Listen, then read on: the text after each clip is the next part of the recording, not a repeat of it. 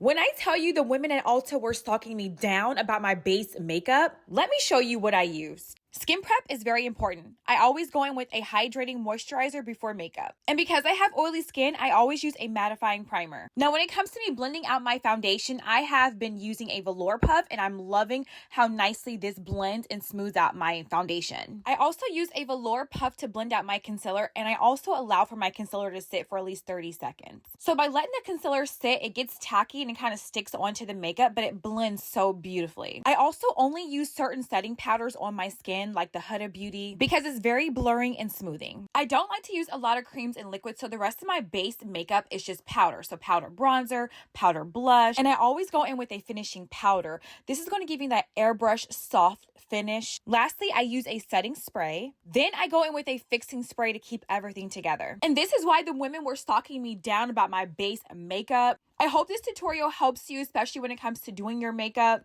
And if you want to know what skincare products I use to get my base to look so smooth, because it's not about the makeup, it's about skincare, leave me a comment down below.